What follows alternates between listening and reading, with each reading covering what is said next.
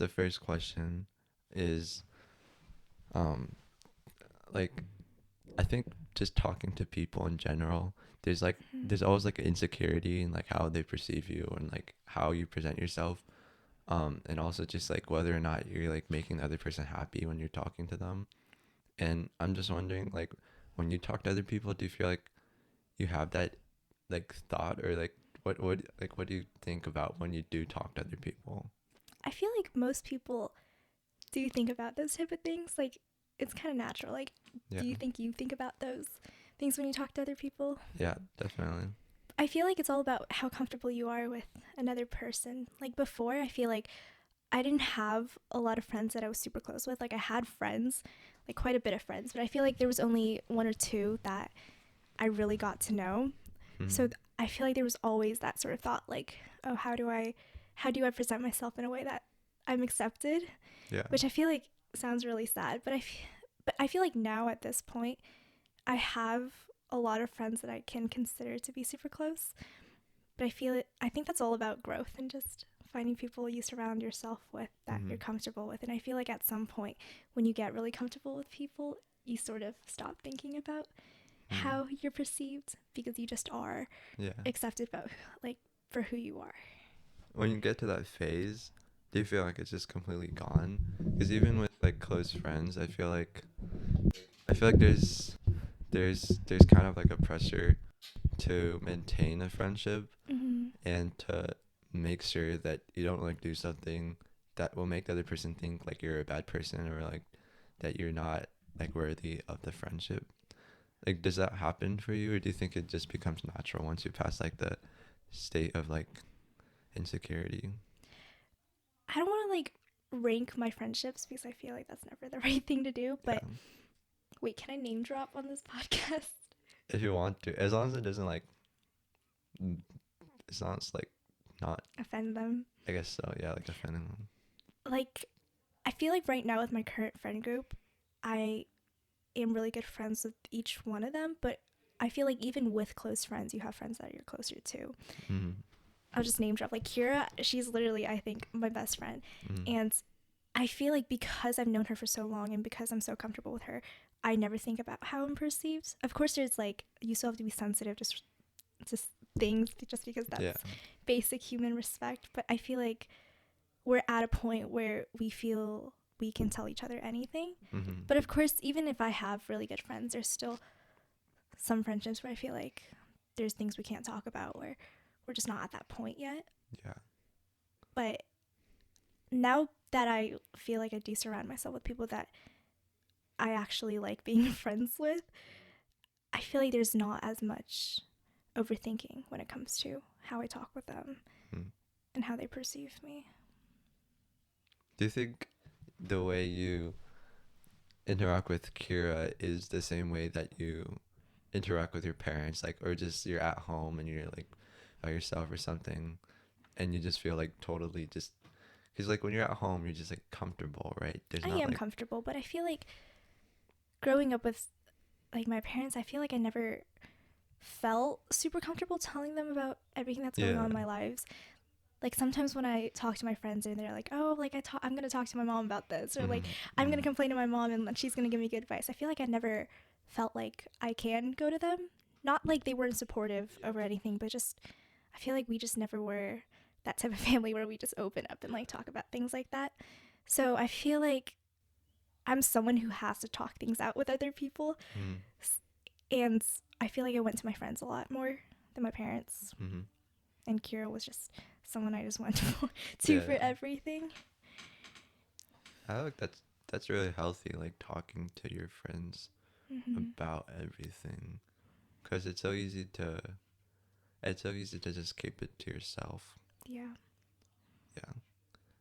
Well, like when I think for me, the way I like gauge how open I am with my friends is like how comfortable I am just like being myself compared to like when I'm at home. And like at home I'm kind of like you. I don't just tell my parents everything, but I do just like do random things like I'll just like start singing at home, which I'll never do at like school, or like I'll like just do random things. Like I'll, yeah. So like when I'm out, yeah. So like when I'm at home, it's not like I'm not thinking about like how people are like perceiving me. And then when it comes to friendship, it's like I think I just have like an insecurity. Like if I don't put like myself in the best way possible in front of them, Yeah.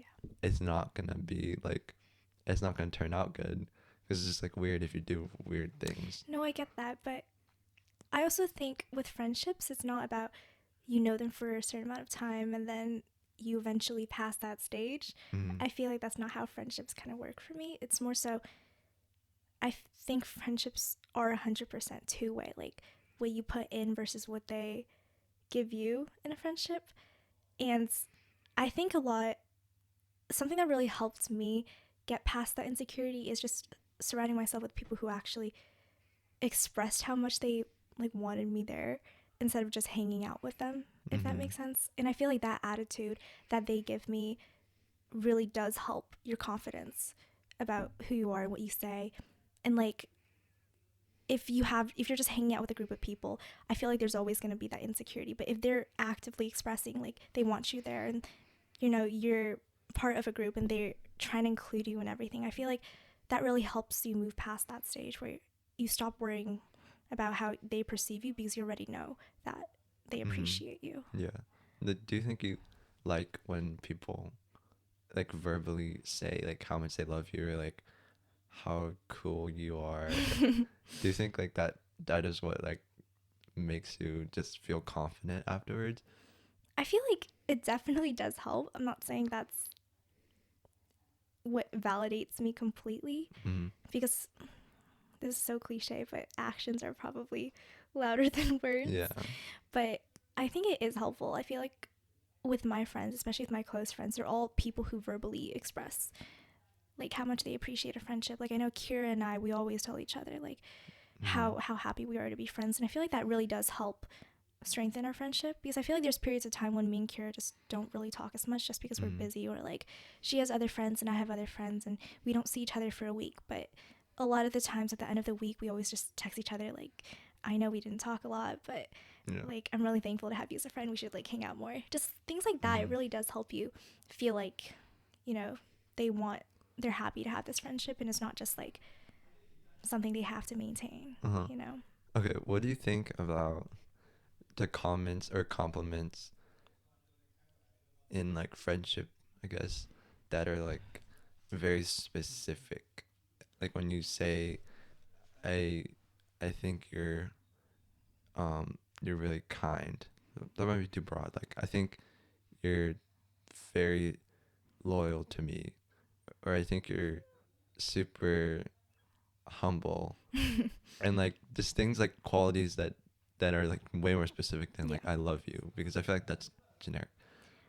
I feel like we don't get those enough. Like Like, sometimes my friend would say something like that and I wouldn't even know how to respond because that's so specific mm, and it kind of catches you off guard. yeah. I don't know, it feels more personal and it feels like they get you a lot more. Like they see past the things that are broad and like I feel like anyone can say, "Oh, you're so nice, you're so sweet," but like when Mm, someone really knows you and knows your qualities, knows how you behave towards other people, I feel like that's really when you're seen by someone, I feel like that's a level of understanding and appreciation that is a lot more rare. mm-hmm. My like apprehension with those comments though is like I feel like the person who receives those comments has a burden now to like Return it? to return. Oh, that's one thing. To like I need to give you the support that you gave me, but I think more so it's like I need to fulfill this sort of quality. If I'm not loyal anymore, if I'm Mm-hmm. not like kind, if I'm not humble, then you just won't like me anymore. And it's like I guess it's imposter syndrome. It kind of is. I feel like it's so scary. Not scary, but it's just kind of out of body when someone like perceives you, if that Mm-hmm. makes sense. Like, Yeah. I feel like you're so used to being in your own body that when someone throws you a compliment or just throws out an observation about you Uh-huh. and you're just like, whoa, like, you actually see me like that. That's always like weird to. Yeah, you have to like go third person for a second and like Yeah. start looking at yourself that way. Mhm. Like when Kira came and saw these like things, I didn't like realize that that was like that looked like studious. And then like I zoomed out for a second. I was like, wait, that actually is crazy. I put all these papers on my wall. Like I used to Yeah. have like more than like I like took a bunch down, but it did really. I don't know if I don't know. Like what I'm wondering is though, is that like a healthy thing to do when you're like in a friendship, like when you're complimenting other people? I think it is. I think we're always, I mean, everyone is too used to being within their own mind, their mindset. I feel like a Mm-hmm. lot of insecurities is really just internal. You think this because you're kind of overthinking all the little things you're doing, which isn't healthy. Mm-hmm. But I feel like when you get a compliment that really throws you into what you said, like the third person perspective, it is really helpful, at least for me, to just stop and realize that, like you're kind of overthinking all of this. Like you're fine. Yeah. People see you as a good person. And I think that's really all about how you take compliments. Like what you said, I feel like a Mm-hmm. compliment shouldn't be sort of a way to add burden to someone's life. Sometimes it's just like an observation. Like when I think someone's hair looks good or something. There's nothing, there's like no strings attached behind that. I just wanted to tell them. Mm-hmm. And, hopefully that makes them happy in some sort of way. And I feel like Yeah. we shouldn't attach all of these extra thoughts onto something. People say like, oh, you're so loyal. Like you shouldn't be like, oh, I have to maintain that loyalty. It's more like they see me as this person and it's just okay to just accept it. Mm-hmm. Do you think when you're like going through things, you're like stressful, you feel like there's a lot like on your mind, do you feel like sharing those things with other people makes other people feel like you're a negative person when you share those things? I do sometimes feel like that. I feel like sometimes when I'm just not having a good day and I need to text someone or something because I feel like I'm someone who verbalizes a lot of the thoughts that I Mm-hmm. have, it sometimes does make me feel a little uncomfortable just because maybe they're going through something that's a lot worse where they're also not having a good day and I'm Mm-hmm. just stressed about homework or something. Like that's such an irrelevant worry Yeah. to have. But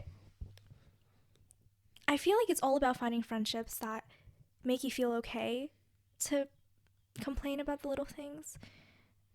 I know for a lot of my friendships, it has to be like we have to be close enough to a certain level for that to happen. And I Mm-hmm. feel like I'm just going to bring up Keira again. Yeah. But I feel like for us, even though I know that Keira is going through like she has a lot of stuff on her plate a lot of the times, Mm-hmm. but that never makes me feel invalidated to complain about things that I'm going through, even though sometimes I feel like it really just doesn't compare. But it's just all about how she responds to when I do that. Like she makes me feel completely validated that, the little worries that I have or the little stresses that I have is valid to complain or be upset about. And Mm-hmm. I feel like if she didn't do that, it wouldn't really be the same. I feel like just having that response of validation or having that response that like you're okay and feeling what you feel Mm-hmm. is important. I see. I feel like we talk about like, do you feel like do you talk about Kira a lot like in with other people? Well, I don't know if like it's just me, but every single like podcast episode, like I've thought about talking about Kira to bring up like an example or something, and it like maybe like 4 out of like the 7 past podcast episodes I've like given Kira as an example about stuff. It's weird. I think Kira is just, at least I talk about her a lot just because she's such a big part of my life. Yeah. And I feel like when we talk about friendships, she's someone that I'm literally the closest person. She's the closest person to me. So I feel like she's just a good example to go to. Oh, yeah. Yeah. Okay. Um, I guess we can move from friendship to Netflix. Netflix. I have thoughts about Okay. Netflix.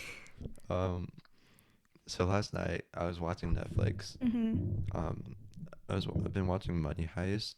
Mhm. And I've noticed how like I really enjoy watching Netflix, which I've never that was I think this is like the first TV show that's the first like American TV or non-Chinese TV show I've like watched. And it's like slowly dawning upon me that it's like kind of hard to not click next episode Mhm. when you get to the end of the thing. And Yeah. it's like so I feel like they program it so well. I don't know what they do, but do you do you have that? Like I don't know what you do about Netflix. I feel like you watch Netflix. Oh yeah, I do. I feel like I'm not the best on self-control, and like sometimes I know I shouldn't be watching TV, but Mm-hmm. like you said, it's just so easy to click next episode. I'm always like, well, I can watch 5 more minutes, but then I Yeah, finish the next I know, episode. right? But yeah. Do you think watching the next episode is fine? Like if you watch two episodes in one day instead of one, and you're just planning to watch one, does it make your like life worse, or do you think you've learned something from the second episode? Well, I feel like I watch a lot of movies. Just in my free time, I feel like whenever I have free time, I'm always watching a movie. Mm-hmm. And I don't really set goals for myself where it's like only one episode a day. It's more like Okay. I have time right now. Like I'm taking a break from if I'm studying or if I'm doing something, I'm taking a break. So I have 30 minutes to watch whatever I want. And sometimes I don't really follow that, but I feel like that's how I limit myself to watching stuff. But I think I've gotten past the point where I'm just binge watching like a show just to watch something. Mm-hmm. And I'm right now I'm just watching movies that I actually want to watch and that I've been meaning to see for a long time. So I feel like it feels a lot more rewarding to watch something that has substance and not Yeah. like a dating show just because it's Okay. fun. You know what I mean? Do you think TV shows have substance? Like what TV shows that you've watched? The last TV show I finished was Beef. I think Okay. I talked to you about this, Yeah, you didn't said I I? look like someone or something like Yeah, you kind of do. yeah. But I feel like that watching that show was kind of just binging it. Like I finished that show Mm. in 3 days. 3 days. But I was also watching it with someone. Mm-hmm. Um I guess yeah. For me, I really like watching shows and movies with another person. Mm-hmm. And I feel like you get a lot more out of a show because of that. It's not just like you're watching a show and you're just watching it. Yeah. But when you take the time to kind of dissect the characters and dissect the plot and kind of discuss why someone did something, and it's more psychological that way. I Mm-hmm. feel like I get a lot more from the show or like Yeah. something that I'm watching and it feels like I actually learned something and not just watched to watch. Mm-hmm. I feel like talking about this show instead of just watching by yourself, there's like a social aspect to it that Yeah. makes it like way more fun. But do you like watch it and talk about it in like English class way? Like what is the meaning of this episode? Or do you just like do more of like random things about the thing or like gossiping about the show type? I think all of the above. Like the person that I watch shows most with or before was my mom. Mm-hmm. We always like at dinner we always just put on a show or watch something, and I feel like a lot of the times sometimes we just pause the show and be like, why did they do that? And then we go on into like a full on discussion like, oh, it's because of this little thing they did before. It was like all the context clues that got us to this point. It's just like things like that that makes it fun. And I feel like Yeah. sometimes it is mindless gossip. Like my mom would pause and be like, oh, I like this character because he's good looking or something. Yeah. Just like Okay. stuff like that. But I feel like it's always fun to dig deep into characters and Mm-hmm. sort of it opens up a bigger perspective on a lot of things. Yeah. I was like during like this time watching Money Heist, I was just thinking like if I finish watching it, what do I like get out of it? And I was just thinking like maybe I can talk about Money Heist with someone else, but like not everyone has watched Money Heist, and like you can't unless you coordinate watching the show with someone else. It doesn't really happen that you gotta talk to people about it. Because you were saying like I remember we had this conversation when you came to my house that one time, and you were Mm-hmm. like, "Well, just watching Netflix is like fun. You can like talk to other people about it." And I was thinking that's true, but if you don't talk to someone else about it, is it worth watching? And I'm kind of like thinking whether or not I should continue watching it, like throughout the summer and then senior year and then college and like etc.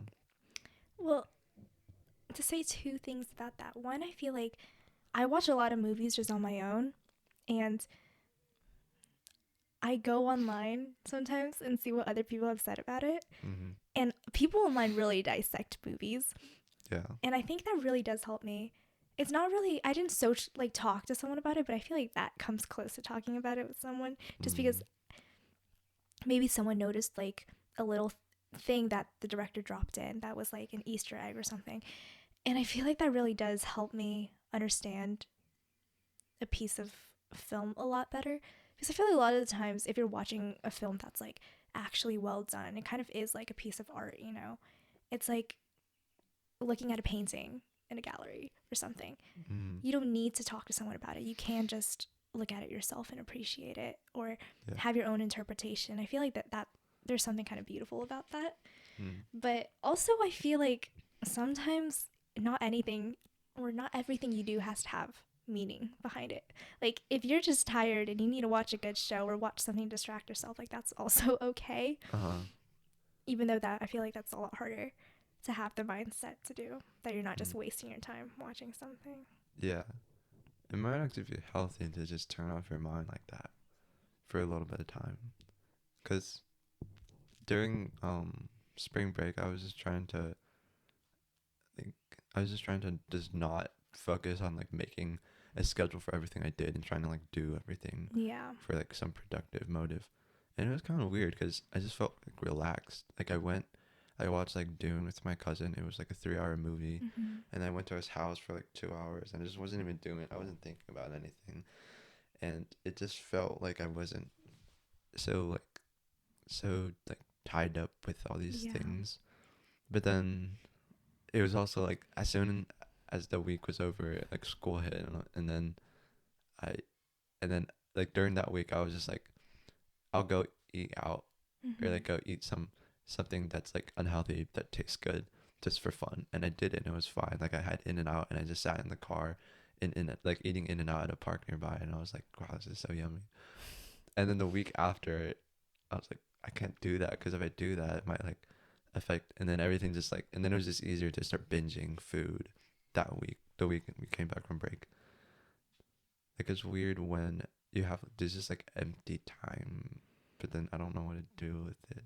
I think that's just really a fine line between like discipline and also taking breaks. And I feel like that's sort of a balance people figure out for the rest of their lives, you know?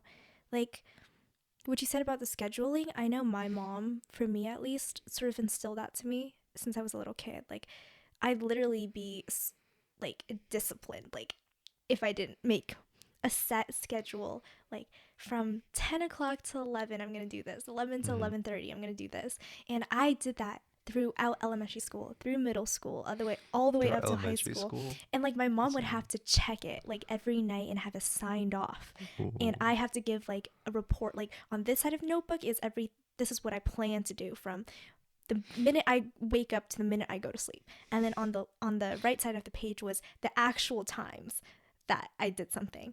So it's like, and then my mom would compare it. It's like, did I actually meet my goals? Like if I didn't meet my goals, I have to give like a verbal explanation like of what happened. Mm. And I feel like that really helped, but that I think that definitely messed me up on some level. Like Mm. there's times when like I was 5 minutes behind on my predicted schedule, and I Mm. would completely spiral and like break down because I just Yeah. felt like I had no control over anything. Like my life was falling apart, and I'd literally just stop and break down. And it was just, I feel like it was just so horrible Uh-huh. in that way. And it definitely helped me manage my time better. But now that I kind of given up on that schedule and I kind of just Yeah. do my own thing, it's definitely a lot healthier. But I get what you mean, where it's like you sort of lose that sense of discipline that Mm. you're used to. Like you have it.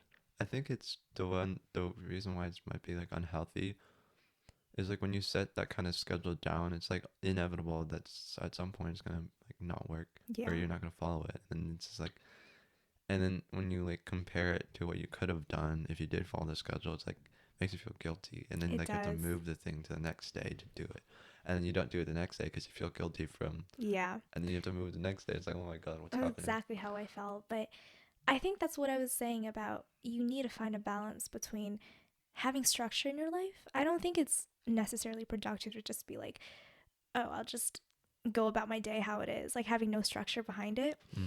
I think it's okay once in a while. I feel like it really does help. Like when you said you just sat in the park, like I feel like we need that sometimes to just stop and realize that not every day has to be blocked out and Yeah. organized, Uh-huh.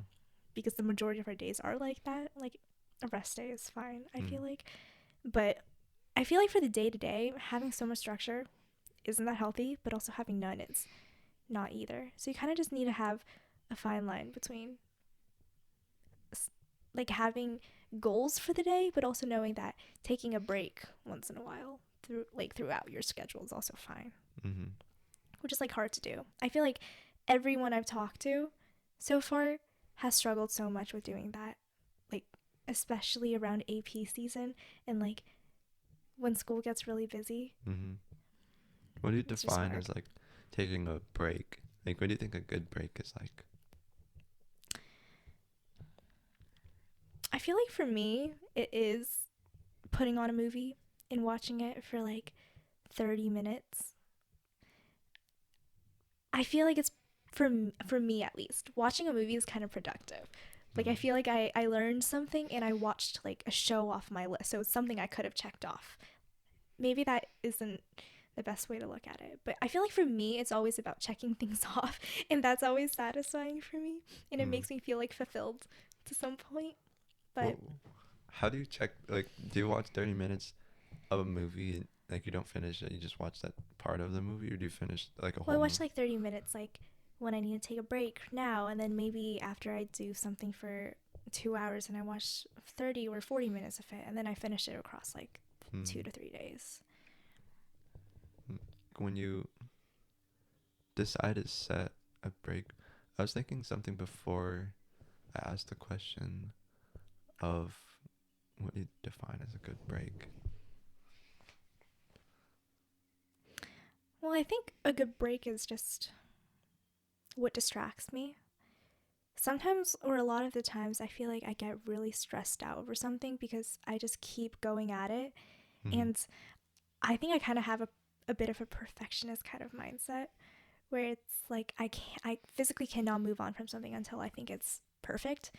And that's gotten a lot harder to do just because now that there's so many assignments, not now because like a school year is kind of over, Yeah. but like junior year as a whole in comparison to like every other year, I feel like I've gotten to the point where I kind of have to force myself to move on because it's just not realistic Mm-hmm. to make everything perfect. And I feel like that really burns you out at some level. And I think a good break is just anything that makes you completely forget about it for a moment. Mm-hmm. Like before, I didn't really walk my dog that much just because I was busy, but now, like, even during the busiest days, I always take 20 minutes after dinner to go walk my dog or go for a run. Like, I think I've been Mm-hmm. on a run every single day for the past like 2 months. Ooh. Just 20 minutes. And it's like not Yeah. that far, but it's like it really takes my mind off of what I'm doing. And I come back and I definitely feel like Mm-hmm. Like fresh. fresh. Yeah. Mm-hmm. Yeah.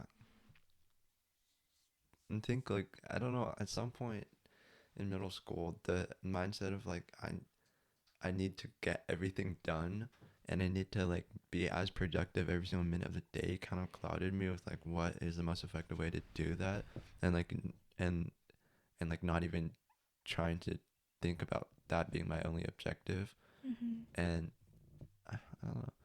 It's kind of like I don't know if like capitalism just like having to like make money has anything to do with this like we have the highest chance of like being able to like succeed when you do use your time and you're being the most productive and you're working. Obviously, like there's certain ways to make yourself like do it over a longer term period of time. Mm-hmm. But at the end of the day, like making it all the way, like once you get to the like past college and into like a job and you're like working, like everyone just like has to work.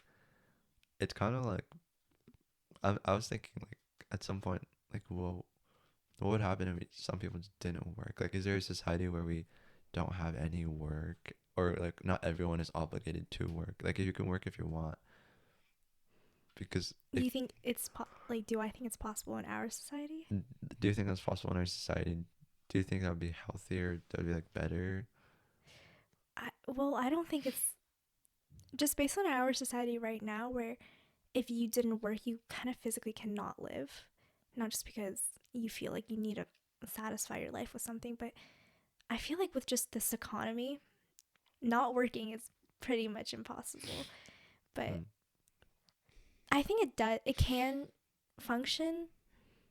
I think a lot of the like the utopian books that we read as a kid with like sci-fi and stuff, where you have all these classes and like there's much more of a distinct working class and like the elite top people who don't really have to do anything and they're just supported by the lower class.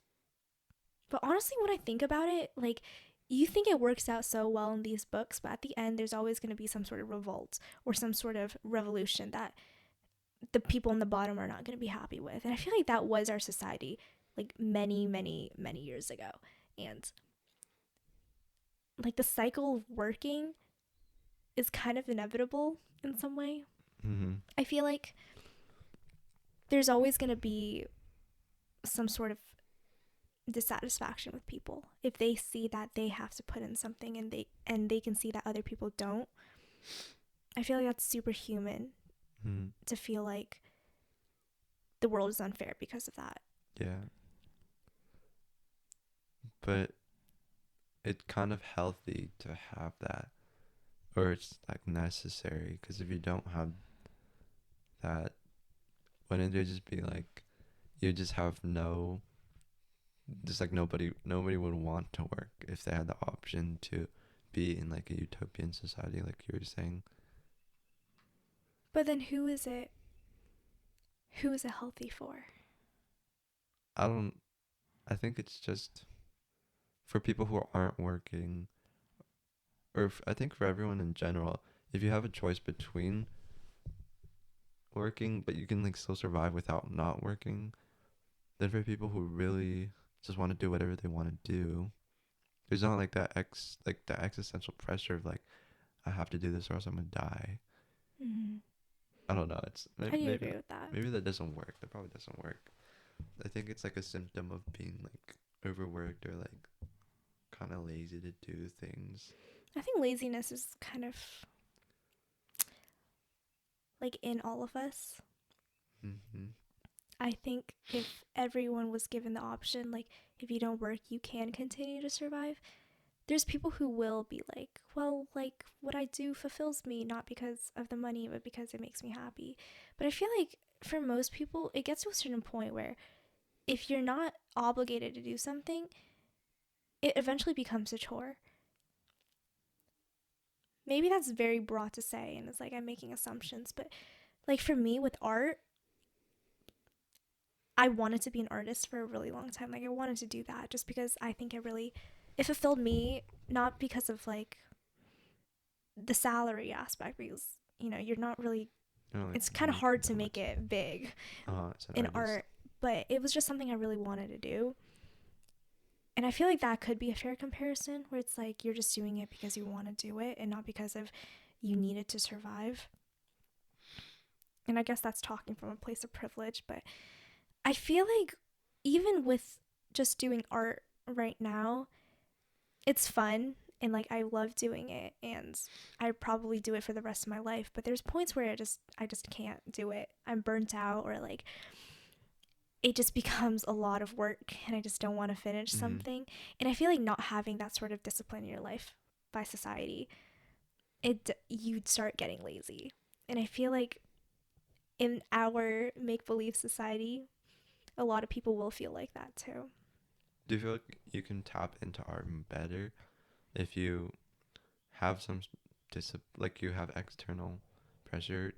like you have something to finish as like by a deadline for your like piece of art, like would you rather like have art in your life without anybody telling you when to finish it or when to do it? I mean, for sure, I feel like obligation or pressure never fosters creativity, but it does force productivity. Like, I feel like for me, when I'm doing art, it takes me a really long time to make anything. Like, I sketch a lot, but I feel like nothing's complete, you know? They're Mm-hmm. all just little sketches in my notebook that really don't become anything. Yeah. But now that, like, last year I took AP art and this year I'm taking scribe just because I want to keep art in my life, as like I took it as a class to have that obligation, to Mm-hmm. force me to have to make something, to have to produce like an actual painting or a final piece of Yeah. work. I feel like it definitely doesn't help me like think of more ideas, but it does help me like actually finish something. Mm. And with that perfectionist mindset, I feel like everything I've done so far for these few classes, I'm like decently proud of. Mm. Okay, let's move on to another topic. Or actually, wait, let me ask you, like, Yeah. um, with speech and debate, I guess, do you think, would you ever explore that if it wasn't like an obligation? I think I would, but definitely not extensively. Like like during middle school, I was really just curious about how to present um like to a group of people and how to speak well in Mm-hmm. front of like people. And I would like see like I was just like in 8th grade during the pandemic, I would just like pull up so many like motivational videos, and I was like it was kind of bad, like just seeing all those motivational videos, just like trying to like I was like getting my dopamine from looking at those videos instead of actually doing anything. But during like those videos I was curious like what about their speech makes it good. And I don't think I would have like continued like thinking about that or doing anything to learn about speech and debate, because I think that the reason why I do force myself to do debate and research, and I'm curious about all this stuff about logic and arguments, and then also like how to make yourself appear a certain way when you're speaking in front of people. It's it's all like with the motivation of competition. Mm-hmm. It's not that healthy, I guess, because like I know for a fact that by the time like I go to college, I think it's more of a skill that I've developed in high school, but it's not something like I don't think it's like art where like I can continue fostering Yeah. enjoyment from it and fostering passion from it. That's not really what it is. Do you think you gained a lot of confidence though, just from your Because experience? I don't know, I've gained confidence. I'm still like insecure about so many things, but in terms of just speaking in front of people, I don't. I, I kind of just do it so many times in tournaments that now when I do speak in front of people, I I don't feel as nervous. And it's weird though because I still like we do art history presentations in art Mm-hmm. history class, and it's I like someone in our class like Kavish, he's he's on speech and debate for all like Yeah. 4 years of high school, I think, and he the way he presents is very much like an actual like speech in the competition. He like uses his arms and he gives a lot of eye contact. And then at some point, like I don't know if that's what I'm trying to do in front of like a presentation. I'm just like Yeah. giving it's like not that serious. Like I'm not trying to like do that. And then I don't really use speech and debate skills when I'm doing like things in school, which is what I thought I'd be doing when I was like thinking of joining speech and debate when I was in middle school, and like comparing it to presentations in middle school where I just get super nervous. Like I don't get nervous that much anymore. But it's not I don't think it's like a passion. I don't think it's like an interest that can bring me enjoyment every like time I do, or not every time I do it, if I like do it after high school. Do you think you have a passion where you can see it being really big in your life for like for a really long time? No, I feel like I'm kind of like, I don't know if I'm creative and do anything like that. I think something that I do see in my life that I think is not only healthy for me, but I would really enjoy it if have the discipline to continue doing it throughout my life is reading. Mm. Like I don't, I've I've always been like trying to read more, and it's not easy. I really like respect that you read. Like, and I heard about you. You told me that you were reading, and Jason also reads like a book a month or something a long time ago. I was like, wait, that's actually kind of cool. Like you can read in high school. It's like I feel like I stopped reading for a really long time, and I Mm-hmm. usually don't when school gets really busy. But whenever it's summer or like whenever we have a break or something, I always definitely try to read. I feel like it's about self-discipline. I feel like there's a component in that where I feel super proud of myself if I actually meet a goal. Mm. But then that just makes it sound like I'm just realizing everything I do to satisfy myself is about meeting goals. Which is so sad to think about. Like I read a book and like the substance of the book of course has changed me, I feel like. But at the same time, part of the reason I'm happy I finished it is because I like could check something off, Yeah. which is so unhealthy to think about, I feel like. Is it unhealthy to think about it like that? Maybe it isn't, but it just feels like my whole life is being dictated by like a checklist. Mm-hmm. But what would the alternative be? Like just doing it because you really enjoy it? Yeah. Then you're just like floating around in life. But aren't we all floating around in life? Yeah. We are floating around. What is it? We just created these own rules for ourselves. Uh. You know, I feel like this is all about mindset and perspective. Mm. You know, like the new movie Maestro. Oh, I did watch it. Oh, you watched it? Yeah. I watched it too. The something I noticed was like the way the conductor, the Leonard Bernstein, like like he just seems like really into music like that, and he just his like mind is just in that. He's just like vibing with it. And he doesn't. I don't think he sets goals for him. Does he I set think those goals? are the people that we should be envious about. Yeah. Like, I think there was a period of darkness in his life Mm-hmm. because his wife like forced him to like make the next piece. Like you have to meet these goals because society wants you to, because your audience wants you to, because your fans wants you to. And I feel like there was something about what he did. Like he didn't do it because he knew he was loved. He knew that, but I feel like he did it because he just couldn't see music. He couldn't see his life without music. Mm-hmm. And I feel like finding a passion where you don't think about what other people respond to it with, and it's simply because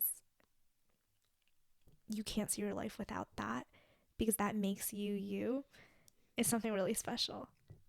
The hot take, the movie was kind of, it disappointed me a little bit. Yeah, it was but I'm trying to remember what happened. Like I just remember he was like, his wife was super sad at the end. She jumped into a pool. He was. Well, his wife was really proud of him, I feel like, at the end. Because Oh, they were. He did a. Oh, it was the last scene when he was like in the church or something. He was like conducting. And his wife hugged him, or. the last scene was his wife died. Oh, yeah. Spoiler alert. Yeah, spoiler alert. Maybe we said that earlier. What do you think? What was bad about the movie? Because I didn't think it was like complete.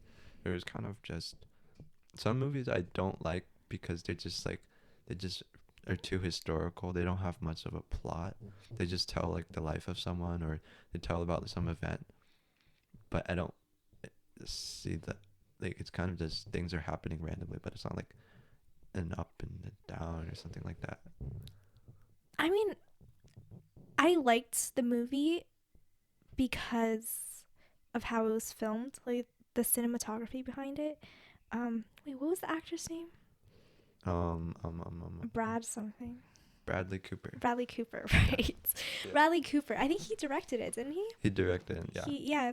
I thought it was filmed super well. Like the way they transitioned from the present to the past and how they cropped the screen based on that, and I guess just how they there wasn't a lot that happened in the movie. I feel like it was about kind of like a look into his life. Like he lived a grand life, I feel like, with his like musical achievements and stuff like that. That made it super cool, but I feel like that wasn't what they focused on the most. It Mm. was more of his mindset in between the big things that happened in his life Yeah. that I really appreciated. But I just feel like you said, I don't love historical movies because there's not like a lack of substance, but I feel like there's lack of things that you can actually sort of really dig deep into, just because Mm. this is just simply like it happened, like this is his life, Yeah. this is how it was. There isn't much you can sort of not take away. I think I did take away things, but in comparison to like a movie that was filmed specifically to have their audiences think about what happened on the screen, if that makes sense. Maybe that's not a good way to look at it, because I Wait, feel that like doesn't make sense. What is? no, it doesn't make sense. Wait. But how do you think it's just because? How would the movie have been better if it was different? Like what difference? I think as is it called a biopic? Biopic? I don't know how to I say think it. that might be right. Biopic. I feel like movies like that, it's kind of just like historical. It's basically like a autobiography. Mm. And I feel like it's kind of just a picture of their life. And I feel like we could gain things from that based on how they, like what mistakes they've made and how they responded to it. Like Mm. Bernstein, I feel like he struggled a lot with burnout, but he sort of fell back in love with music eventually towards the end, and that's what made his like last performance so great. Mm. And I feel like that's what they wanted us to take from it, was like art, what you do and what you put out in the world is not, it should be something that you're happy with and not what everyone else is forcing you to do. Like I feel like they were Oh. trapping him into like a little box, and he kind of was fed up with that. Mm. I thought it was focusing on his wife though in a more, because I think there might have been more. I think that was one message. Yeah, I feel like those were his two biggest conflicts, like Mm. what love meant for Bernstein, like his love for music versus his love for the people around him. I feel like that was something emphasized a lot, was that Bernstein loved people, and like he had some questionable relationships even though he Mm. was married. Yeah. But I think those two really conflicted with one another, and it was more about him sort of just discovering what love kind of meant to him, what he wanted his life to be. Mm. And I think at the end he kind of just realized that everything is so, I feel like he just sort of found that society was so constrictive in so many ways. Like they told him how to do things, like how he Mm. should act, but sort of his love for the world in general is kind of, it comes from him and not the people around him. Mm. I don't know what if was he like a good, was he supposed to be a protagonist? I don't know. I was really confused about all his relationships. I don't think they were trying to paint him as a great person. I don't think he was a great husband or father. Yeah, but they're trying to show that he had these conflicts in his life, and Yeah. we were supposed to learn that he has a bunch of love for the world that comes Hmm. from him. I don't know. It was just confusing. It was confusing. I feel like I didn't really get a lot of the dialogue. Yeah, I think some movies like I know it's like very clear what the movie is trying to get at, like the Imitation Game? imitation game, Green Book I think is the movie, or there's like a movie about like a rape case that Marshall, I think, Chief Oh, Justice I Marshall. do know what you're talking about. Do you know what I'm talking about? I don't. The title's not coming to name, but yeah. Okay, yeah. But those movies, I was like, I finished, I was like, wow, I understand kind of what like the things that happened make me kind of like feel a certain way that's very clear. Versus that movie, like I finished it and I was like, okay, I don't know what I'm supposed to know. I don't know what. Yeah, but I think that's the thing about like historically accurate movies. Like I think that's what I was trying to say earlier. Where it was like movies where the director has like a plot in mind to make their audience feel a certain way. Mm-hmm. Like I feel like people enjoy those more because it's not as subjective. Mm-hmm. There's more of like a direct message, or like even if it's not direct, there's indirect ways to interpret like this one thing. Like I feel like it's really based on your morals, but I feel like that's a very like it's kind of a more universal perspective on like a movie. Whereas like Maestro, where that's just like a complete timeline on someone's life. Mm-hmm. There's so many more ways for one to interpret Yeah. the Yeah, movie. that makes sense. Like a moral, something that's like universal that we can all say is like this person's a good guy, this person's a bad guy. Right. When you have a movie like Maestro, and like he's a good guy and bad guy, it's like what am I supposed to think? Like what do you want me to think? And it's I feel like the confusing. director Bradley Cooper wasn't trying to make it in a way where he's a good or bad guy. Like I feel like we saw the good sides of him, but then we also saw the really bad sides. And I feel like that super unbiased lens into a person's life makes it really difficult to sort of form your own opinion on him. Mm-hmm. And I feel like that just becomes a reflection on who you are. Like, do you see yourself in him? And like, do you see reflections of him and the people around you, or how you see the world? And I feel like that's the only way where we can watch the movie and sort of form our own opinions about the kind of guy he was. Yeah. Do you have movie recommendations? Like what are your top 5 movies? Oh my gosh. Okay, maybe. Top 5 Yeah. movies. Top 5 movies. One of my favorite movies is, it's kind of basic, but Casablanca. It's one of my favorite movies of all time. I haven't watched it, but isn't it super old? Yeah, it is an old movie, but it just, I just love how, sometimes I just love how a movie like makes me feel. Like, I don't need to dissect the characters or anything, but it just is comforting to watch. And I feel like that's one of the movies where I can just watch and it just makes me feel good. Yeah. But are there movies that you really, really love that require dissecting? Because I don't think any good book that I've read is like, That requires dissecting. like I don't like how in English class, a lot of the short stories you read, it requires like A Good Man Is Hard to Find, which is what you wrote about. Like I like I kind of appreciated after Mr. Narfo explained the meaning behind it, but I didn't understand any of it when like I was reading it. I don't think I like really like that because it's so hard to understand. Like, is there a movie? Are there movies that you really love because you have to dissect it like an English class type of understanding of it?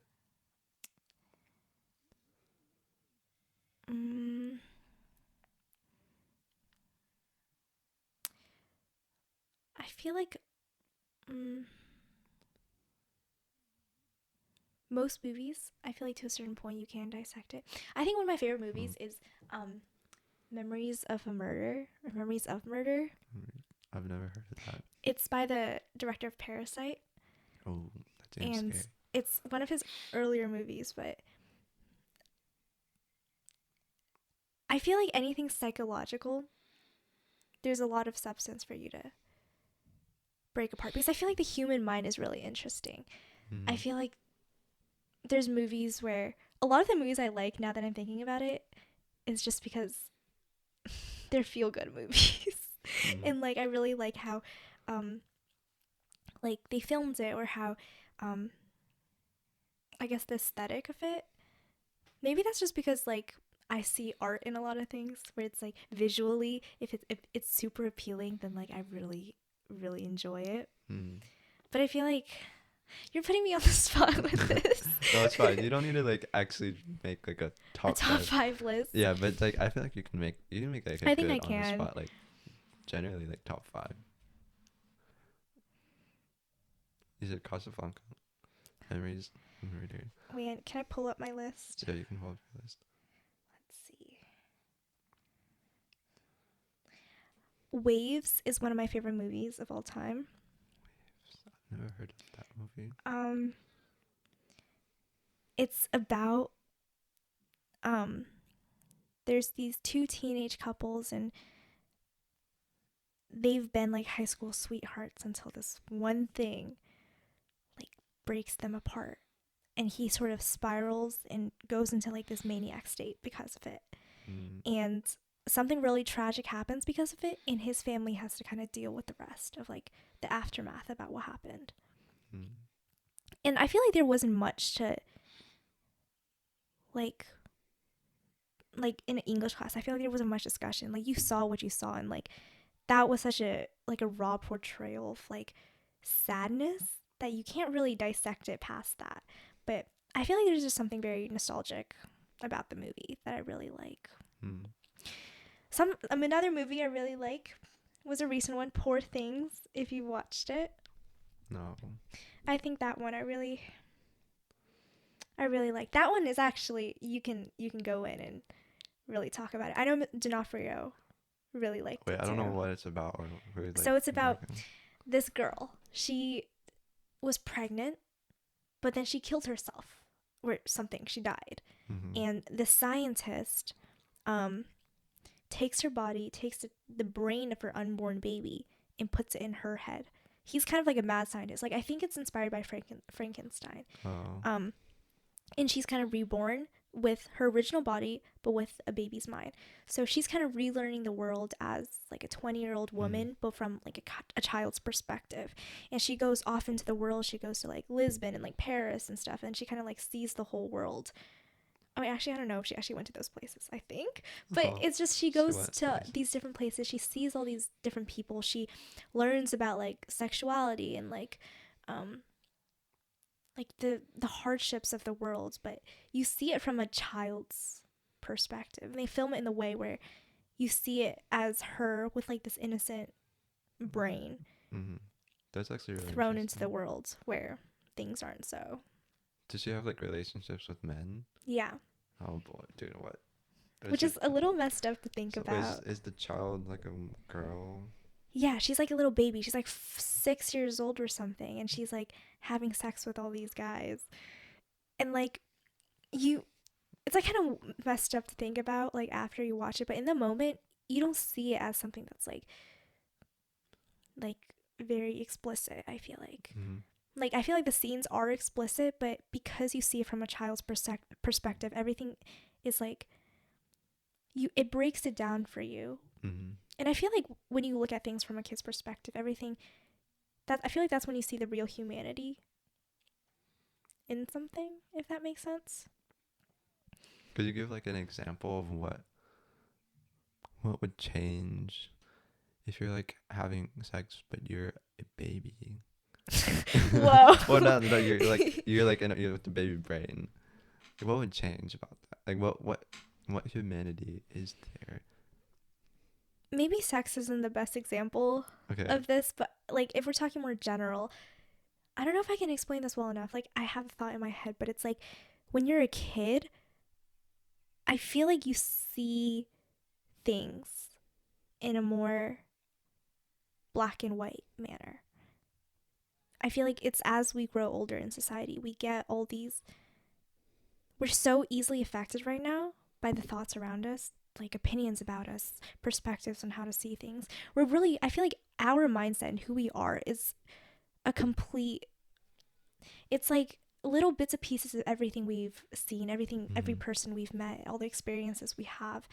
And that, I'm not saying that muddies our perspective on things, but we become like reflections of other people in a way. But as a kid, I feel like you're so innocent. You're born into a mindset where you're still taking in the world. And I feel like that as a kid, you see the world with fresher eyes. And I feel like that makes you see, you don't realize things, but I guess that's dramatic irony, isn't it? Where it's like, it's not because you're a kid, it's like how we see the kid seeing the world. And we have to compare it to how we see the world and how the world really is. That makes it really sad in a way. It was, so like the movie is more of a reflection on how messed up we are. I think so. Ooh, okay. I'm trying to figure out, like, I need to plan this out. I need to plan out what movies I'm gonna watch. Cause I need to like, I'm trying to not like spend a bunch of time watching movies, but then also like when I do watch, to find like good movies to watch. One of my favorite movies is Before Sunrise. Never heard it. I feel like I've never heard it. You're You like should. watching all the niche. Is it niche movies or are they popular? I think they're pretty popular. Okay. Um, it's about these two people. Mm-hmm. They meet on a train, and they have until sunrise to hang out in one city for a whole night. It was like spontaneous. They started talking on the train, and the guy was like, "So, are you going back to Paris?" And she was like, "Yeah, like I was only here for a few days." And he was like, "I'm making a stop right now, like right here. Like, will you get off the train with me and spend the night? Like, it's not gonna mess up your plans, but just have fun, you know?" And the girl agrees to do it, and they just spend one night walking around the city, talking about life and getting to know each other. And in the sun, like before sunrise, they just completely like they talk about so many things, and it's like conversation that's there's so much substance behind it, and I feel like it really changed how I see the world. Mm-hmm. What could happen in like one night? Nothing happens. It's just them talking for I think 2 hours. But they go to all these different cafes, and they have, because they're basically strangers to each other. They could talk about anything. They have all of these talks about like humanity and like how people are, how they see the world, how like other people see the world.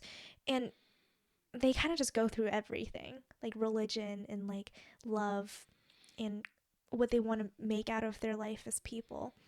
Hmm. And I feel like it's such a mundane movie because of that, but it really just, yeah, I just really like it.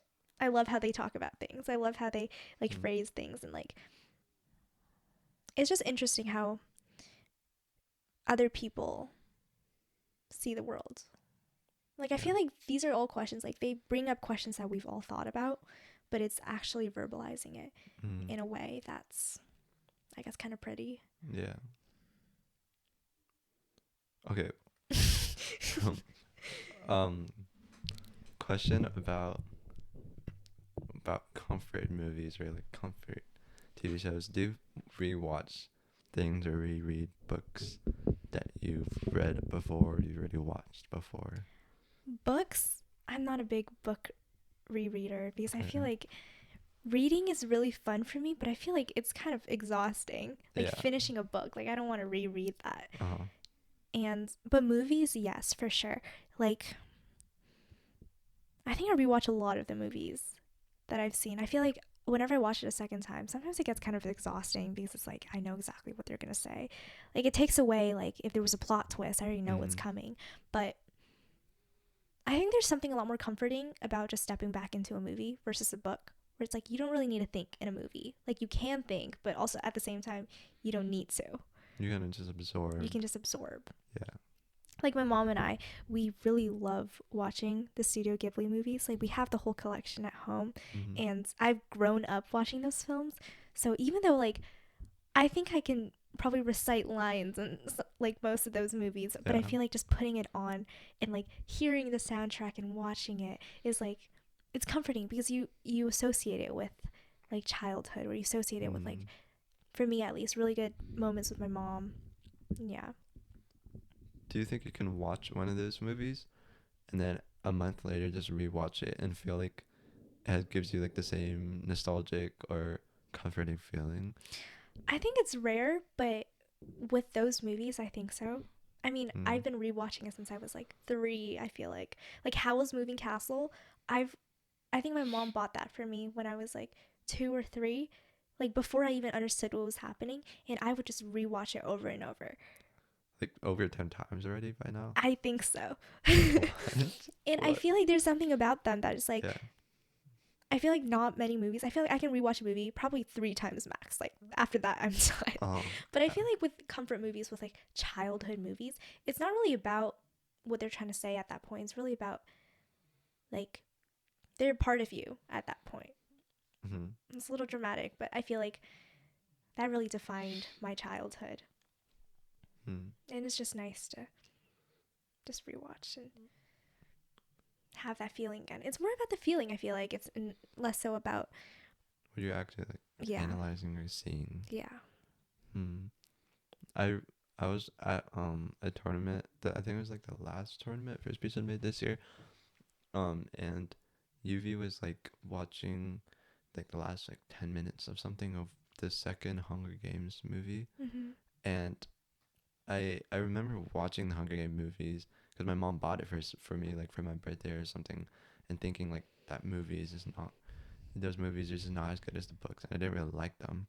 And then it was also at that tournament where like I talked to Sanjana for a podcast episode, and she said like another thing that she does just like for productivity is instead of like she barely looks at social media. I don't think she has social media or anything. She doesn't look at her phone or her computer at all. She just her like way of like relaxing is just reading. She goes through like a novel a week or something like that. Oh my gosh. Yeah, and she just pulls it out when she's like waiting for her dad to pick her up or something like that. Mm-hmm. And and so I was thinking maybe I can just read like for fun and like a novel because I'm sure she's not reading like really like, super complex academic books probably because she's a novel. And then Yuvi was watching the Hunger Games thing, so I decided I was confused because I didn't understand what was happening the last 10 minutes of the movie, and I wanted to like reread it. And then because I've never like this might be like the first time I've reread anything. Did you reread the Hunger Games? Yeah, so I reread the Hunger Games like the past couple of weeks. Oh, okay. Yeah, and there's so many things I just forgot about, and then I didn't even read the new one, like the Ballad of Songbirds and Snakes. And Yeah, then me neither. But yeah, but you watched the movie. yeah, yeah. Yeah. But I feel like with those type of movies or books, it doesn't feel tiring to reread, if that makes sense. Mm-hmm. Because I feel like a lot of the books I currently read right now, they're so about like they're just about life. Like it's Yeah. not about like an adventure or a story. It's about like um it's so philosophical, I feel like a lot of the Yeah. books I'm reading. But I feel like there's something very comforting about just stepping into a book and you're not dissecting or analyzing the No. characters. You're not analyzing the plot or anything. It's just you're reading because it's like a page turner, I feel like. Yeah. And you just step into like a world. And I feel like there is something very comforting and worthwhile to reread or rewatch about that.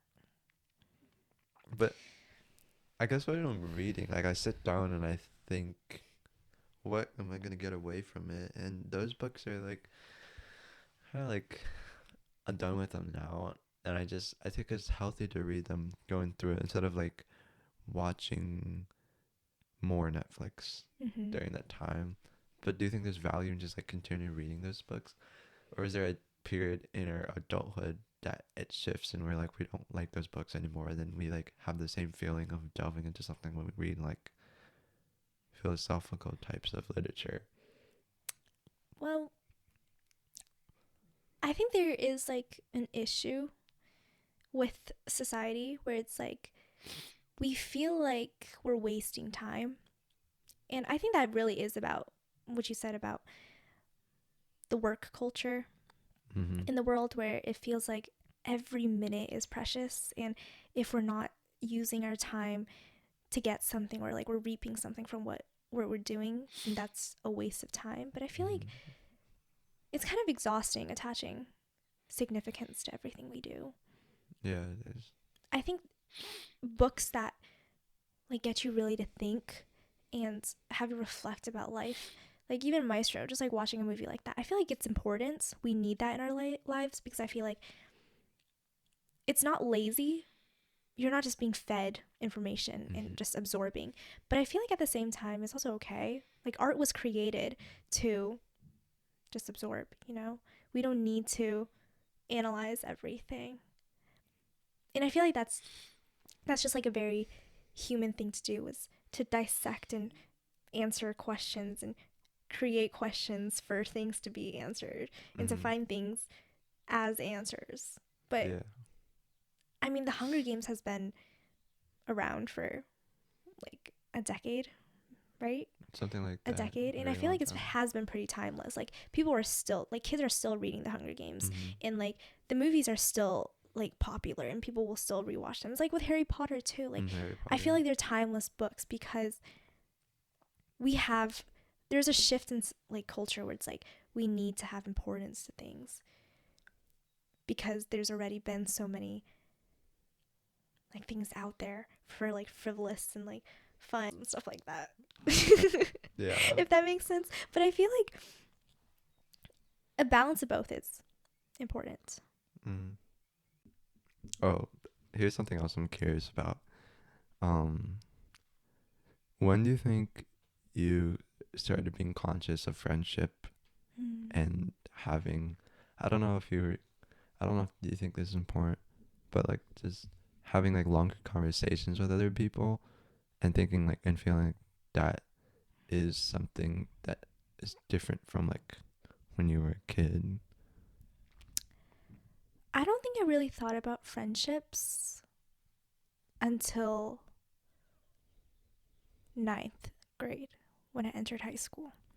Because I feel like I've always had a lot of friends that I didn't really need to think about that. That wasn't ever like a worry that I had until I entered high school. And I feel like it just became so apparent that friendships kind of dictated who you were at school. Like how people associate you because of the people you hang out with. Like I feel like that never really clicked for me just because it didn't really matter until high school. And I feel like there was a period of time where I kind of stopped talking to a lot of people. I think this was like beginning of sophomore year. I kind of just stopped talking to a lot of the friends that I had before. And I feel like during that point, I felt lonely a lot. Not that I didn't have like friends to go to, but I guess it was just more of like a personal choice where I didn't feel super fulfilled with the friendships I had. They felt sort of like very surface level. Like I see them at school, I eat lunch with them, but I feel like I don't sit down and like really talk with them. Like I couldn't see myself hanging out with them outside of school and stuff like that until I've met, I think my current friends right now, I feel like are people that I met towards the end of sophomore year, and I started really talking with them and hanging out with them start of junior year. And I feel like there was just such a difference, maybe because I was more conscious about it, so I was choosing to surround myself with people where I actually felt fulfilled. Like more selective, if that makes sense. Maybe that's like a weird word to use with friends, but like I was more aware of just who I wanted to surround myself with. And I feel like that has made my life a lot more fulfilling. Like I feel like for any of my friends right now, I of course have friends where it's just hallway people I say hi to, but the friendships that I actually maintain and choose to maintain, I feel like any one of them I could sit down and have like a really deep and like productive conversation with. And I feel like I value that a lot with my friendships. Yeah. It's always weird when the like people like we just thinking about how people become conscious of the way that friendship can be really important in their life. In high school is like I feel like it's a good time to be conscious of that. But is it just something that you grow up with, or do you think it's like environmental factors? Because it's not like 8th grade that it happens for you, or like 10th grade, or it's like when high school starts. Yeah, but I think everyone craves human connection to a certain level. And I think, I mean, I'm just speaking from my perspective, but I only realized like how much friendship is valued. And I didn't realize it before until it like actually affected me. Like it could have just been someone saying something behind my back. Like I feel like those are the little things where you start thinking like, what does a friend really mean to you? And I feel like when you're a kid, like in middle school or like elementary school, those are the things you kind of think about. It's like you're friends because you like to play on the same play structure when you're a kid. Yeah. Like I don't I can't remember a single conversation I've had that was like deep when I was like younger. You didn't sit down with like your friend for like more than like 5 minutes and start like talking about like what do you think about that teacher, like well, I don't Exactly, it's know. like a teacher. It's like, oh, who do you have a crush on? Like these are the things like I've talked about with my friends growing up. Yeah. And when you think about it now, it's like the conversations I have now, it's like those aren't even topics that really come up the same way. It's I don't know, it's I guess I feel like I've just grown up and matured, and the conversations I want to have are reflected in like the type of people I want to have in my life. Hmm. A final topic that I wanted to touch on was what you think about relationships. How do I phrase this? What do you think about romance and having relationships with other people that are not friendships? Um, do you want to talk about that? Yeah. Okay. Do you think there's like, I guess like, what do you think about? This is like a broad question. What What do do you I think think about about like? them? What do you think about like? Yeah. Mm. Well, I think they're definitely different from having a friendship. I think there's I think it's all about, it's not even about how comfortable you are with people. Like right now with Luke, sorry, name drop. But Yeah. like with Luke versus like my best friend Kira, Mm. there's just something different about it, you know? It's not that like I think everything I say to Kira, I can also say to Luke, but it's just different on a certain level. It's like I think I've talked about this with Kira before where it's like you go through a breakup, and this was like not about this, but we were just talking about breakups in general. Like when you break up with someone, yeah, you have friends is that are always going to be there for you. Like you can always turn to your friends. Like people always say that, but I feel like it's really not the same. Like Mm. there's something different about having someone in your life that is willing to listen to anything you want to say, who doesn't feel like maybe that's not the right way to say it, but I think there's something about having someone in your life that just like loves you for your flaws and the good parts, and are willing to make that commitment and make that effort to want to be in your life every day. That's different from having a friend. I'm not saying like a friend doesn't do the same thing, because I feel like that line kind of gets blurred a little. Mm. But I feel like for a friend it's less so of a factor. I feel like with my friends, yeah, like I love them all, and like if they ever need something, I'm here to talk to. But it's not something like it's not an obligation, but it's more so it's like you don't do that as often. I'm D- not quite sure if that makes sense. Is there like an emotional layer that I like think it comes is off? that. It is the emotional layer where Mm. I'm not saying I don't like I talk about different things, but it's like the difference between talking to your mom versus talking to a good friend, if that makes sense. Mm. Like I felt like with my mom, I would just I like to talk to her about my like what things I usually like ask her for things like, Mom, can you do this for me? Or like she's always trying to find some way to support me. Versus a friend, it's not just like, oh, you're just here to support me. No, it's like more like reciprocal. Maybe it is about like vulnerability Mm. in a way. Like with my friends, I feel like friendship is very, I think everyone feels friendship on a certain level. Like with my friends, I feel like there wasn't ever an emotional leap that you had to take. It's like we've been friends. It's only like, Mm. did our friendship get stronger? Are we better friends now? Versus, I feel like with a relationship, there is that level of vulnerability that you had to go through to get to the point that you are Mm. now. And I feel like any step of that vulnerability really changes the way you treat the other person. Like, I feel like I could be talking about the same thing with like a same exact situation with a friend versus like my boyfriend. And I feel like there's a level of emotion that feels different just because I feel like there's this unsaid emotional barrier that we've crossed already.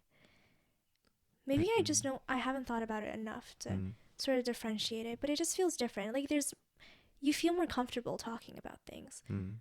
Is it like more of an understanding if you're talking to like this about the same exact topic with Luke compared to like Keira, and even though even though there's the same words that are spoken of comfort or understanding, there's a different feeling that you associate it with when you're talking to your boyfriend about that. I think so. Hmm. I That's think kind of it's magical. Like, what happens? yeah, I don't even know, but That's honestly, yeah. I don't even know. But I feel like if I'm trying to think about something that I've talked to, I feel like with Kira, or I guess just with any of my friends, I feel like it's more so they're trying to provide support.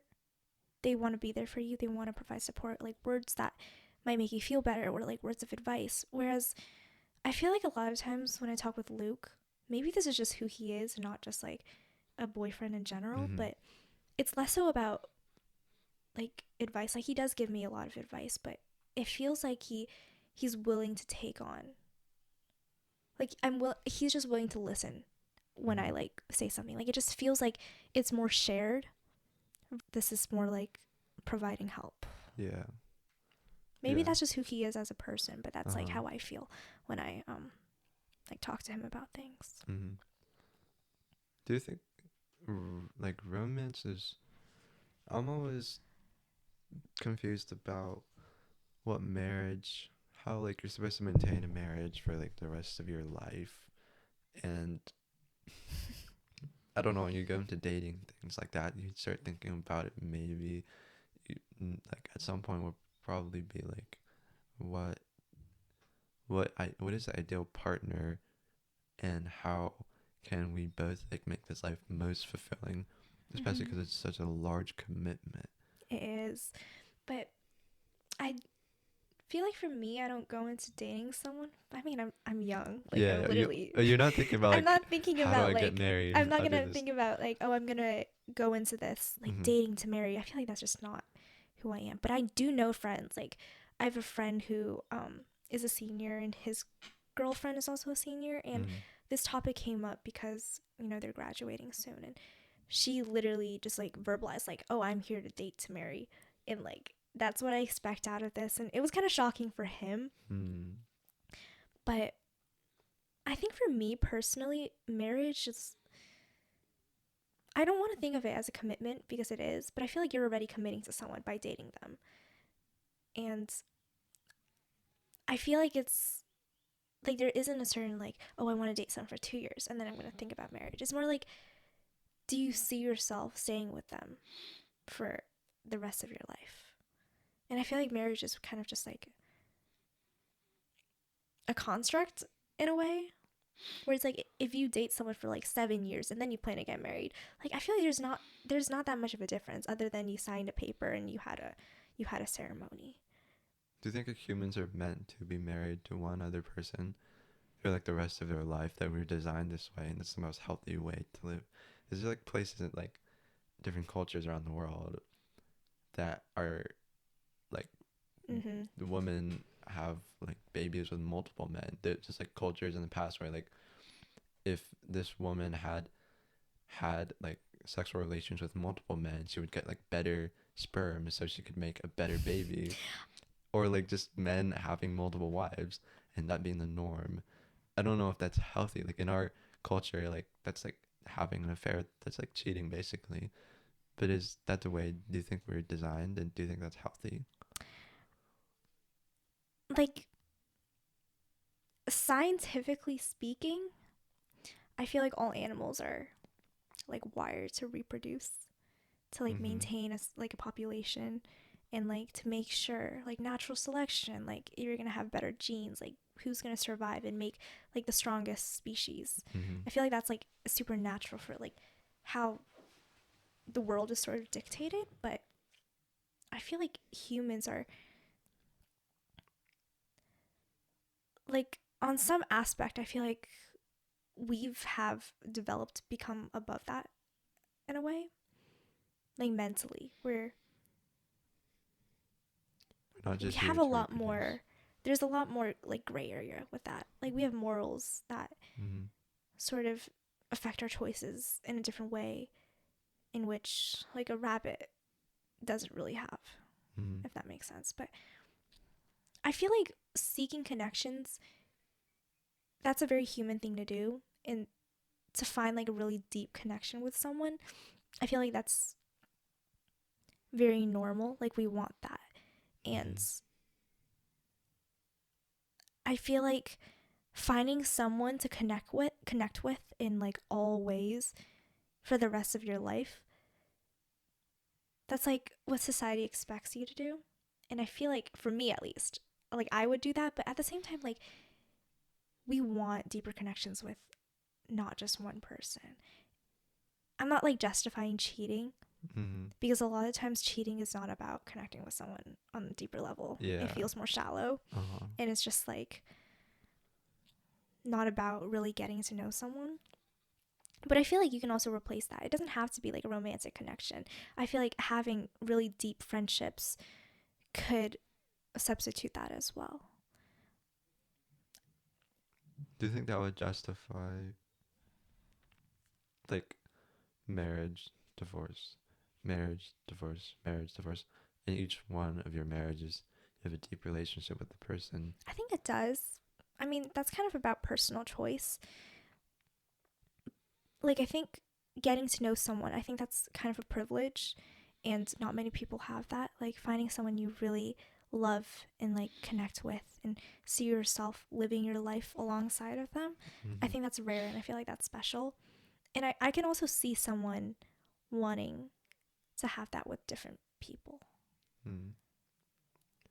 In sophomore year, I think, or this might have been freshman year, uh, I like heard two girls talking about how like when they grow up they want to like have like 5 different husbands. Oh. Like I was, this is the first time I like that was the first time I heard someone say that kind of thing, and it was like I want to like have like different husbands, and like I'm gonna divorce and then I'm like have another one. I was like, that's so scary. It's like if you're the husband going into a relationship like that, and you're and this could go both ways. Like a husband thinking they want to divorce multiple times just for the fun of like having those relationships. It's like, is that a moral thing? Do you think that's even healthy to do? Because I feel like I'm programmed to think that the most best people in the world and the most moral people are those who maintain a really good relationship with their partner Mm-hmm. for the rest of their life because they love them so much and they want to spend their life with them. Yeah. Well, like what we were talking about earlier, where it's like you want deep connections with a lot of different people. I feel like once you go into a relationship, at least for me, like right now, I guess, like really seeing myself commit to something, I feel like I literally can't see myself like thinking, oh, like I want something else Yeah. and I'm gonna move on. Like I feel like I can't see myself Uh-huh. thinking that. And I just feel like when you get to know someone really well, you want to get to know them more. And I feel like there isn't ever a point, like even with my friendships, even having like, I think my longest friendship with someone has been like 7 years, or like, no, 8 years.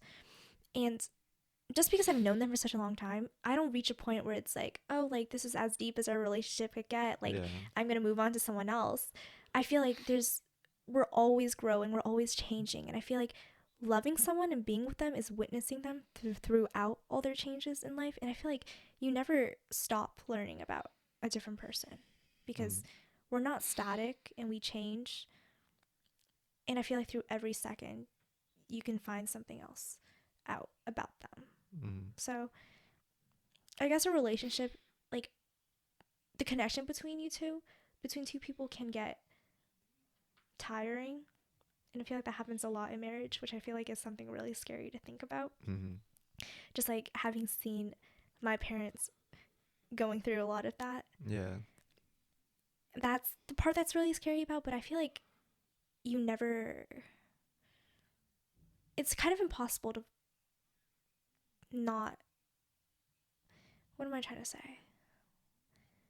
It's not possible to like have a capstone for where your relationship could get to, I feel like. So when you're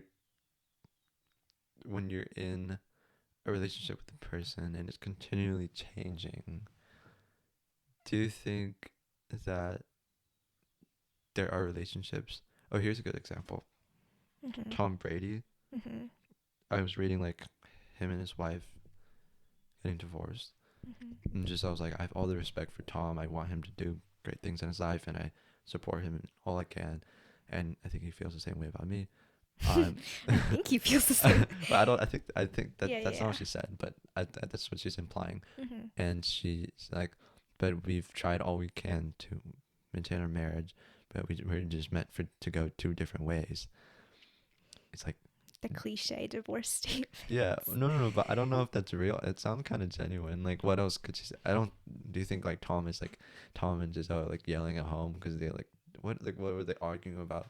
Because I I don't find it too hard to believe that two people just find themselves tired of the other person, and it's so tiring that you just feel like it's n- there's no it's not healthy for me to stay in this relationship. And like, why do you think people get tired of each other, and I why? think Yeah. for me, relationships are a lot. A lot of it's about effort, and it's not always easy.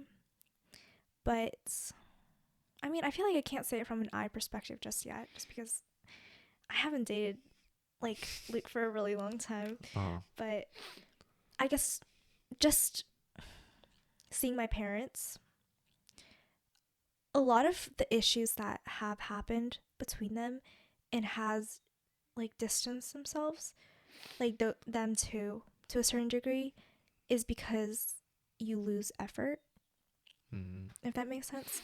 Like you stop trying to make something work. And I feel like that's when you get tired of it. Mm.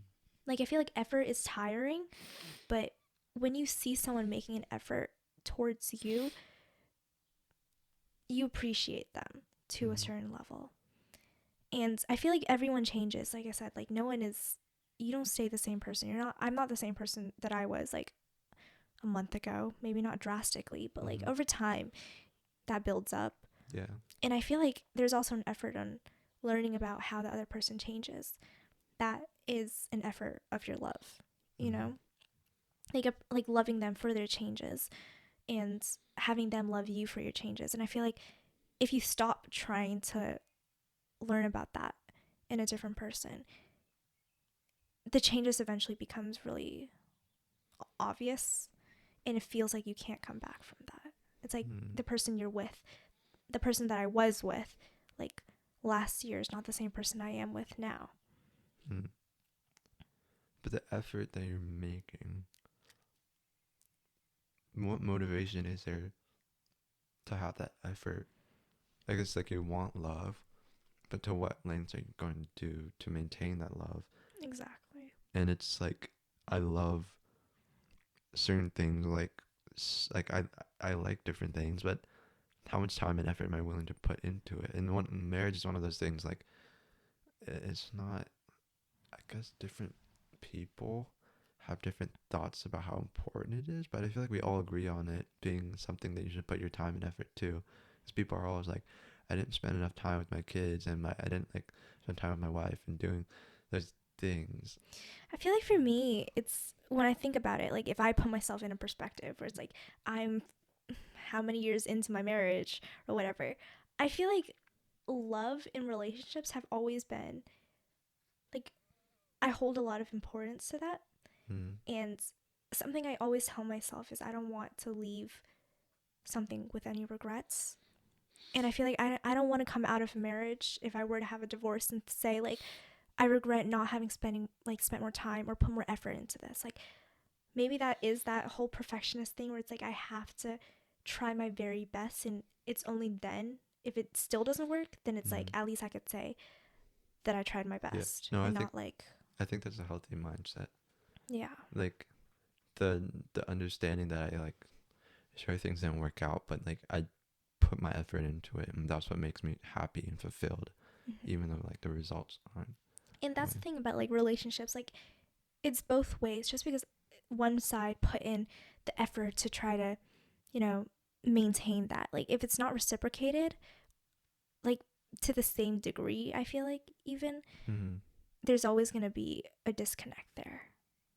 Hmm. What do you think about the difference between loving someone and having lust towards someone?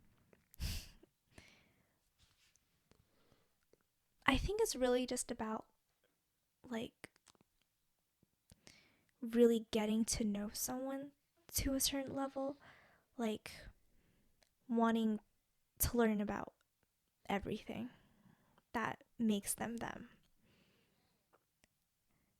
I don't know if I can I don't know if I'm the best person to answer this Okay. question, but I feel like there's like even with Luke right now, I see him a lot, but I feel like I constantly want to learn more about him, and it's still exciting, and it's still like I'm still discovering things. I mean, of course, it's like not been that long, but it's like Yeah. you're constantly discovering things. You're constantly like Mm-hmm. like I feel like I love him more because of all the things I find out about him. Mm-hmm. Do you think there's just like a like an just a ever flowing amount of things that you can learn about him? It's really weird when I like, from my perspective, like there's a gotta be like a catalyst for you wanting to learn about Someone. someone, and I like just like in an like a sort of just constant and almost like irrational way of just wanting to learn, like, because I feel like you could want to learn about different people Mhm. in different ways, but what is it about a romantic relationship that makes you suddenly curious about the other person in such great lengths? I think it's all about that vulnerability again. If you're like opening yourself up, like on an emotional level to someone, I feel like you want to know the person you're giving yourself to, you Mm. know?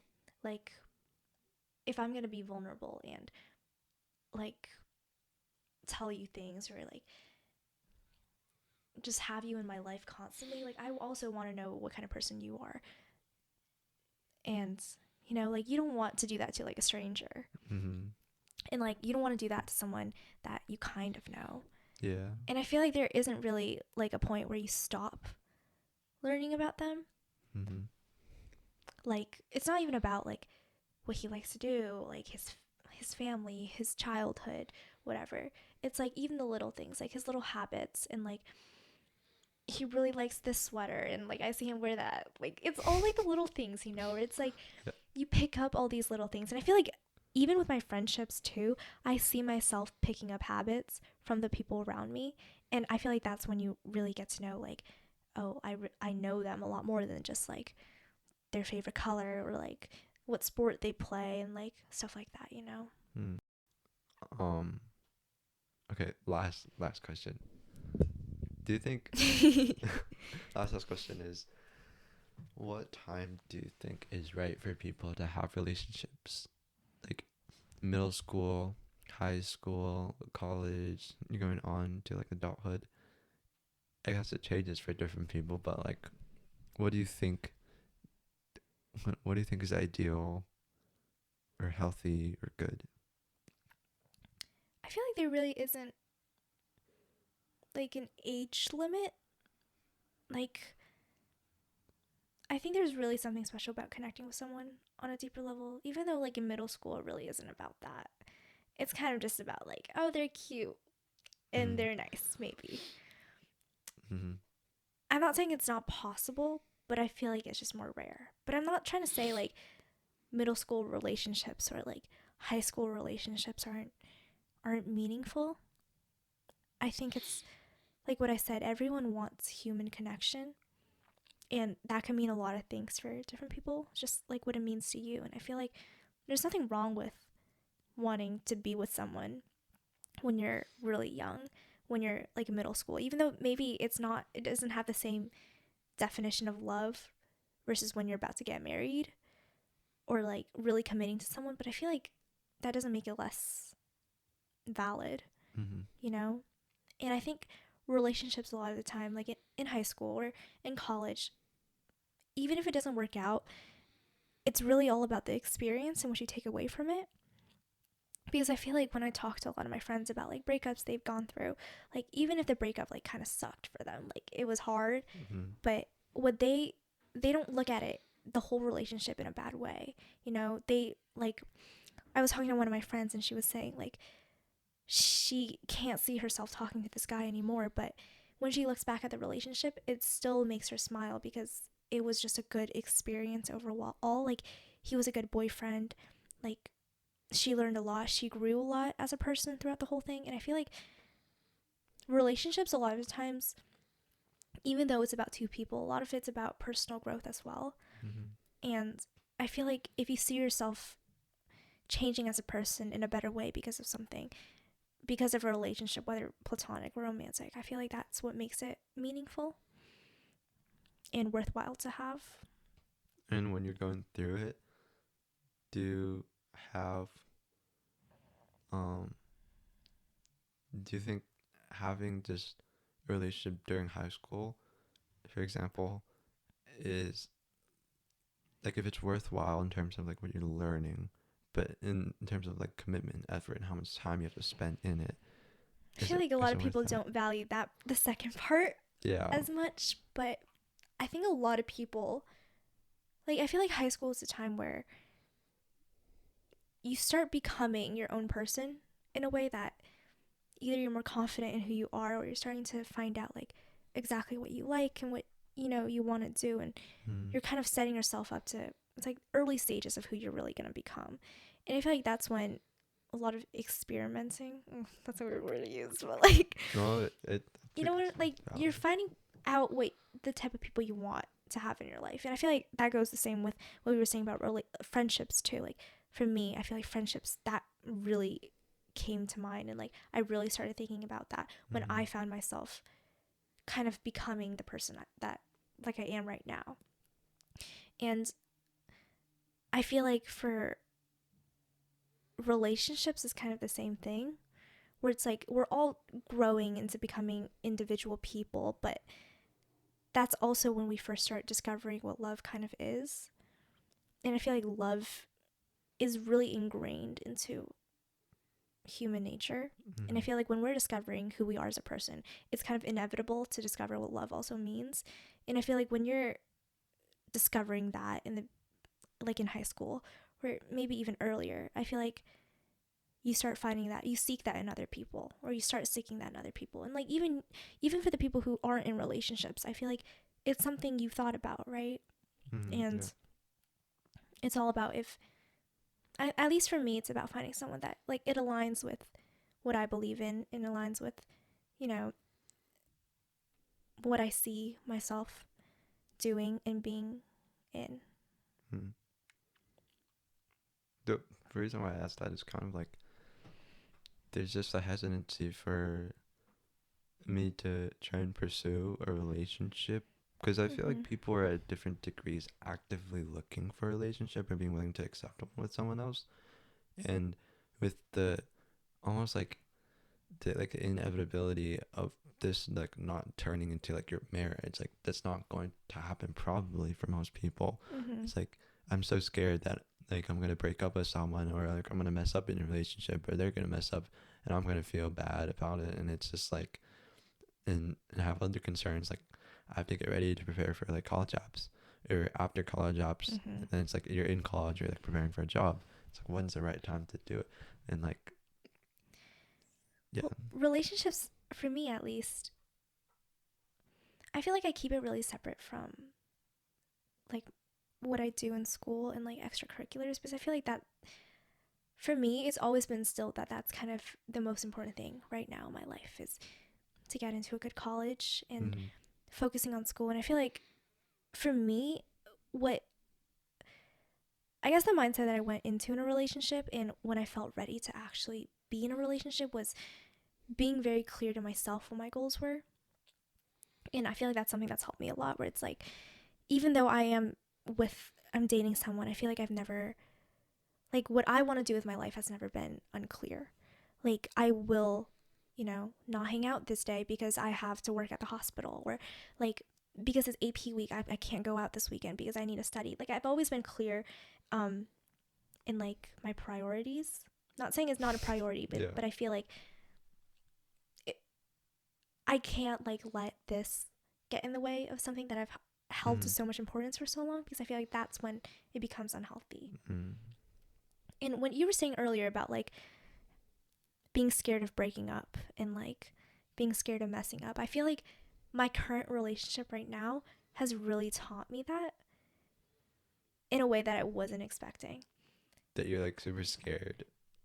Because I think of what I've realized about Luke, especially because he's going off to college and I still have a year left in high school.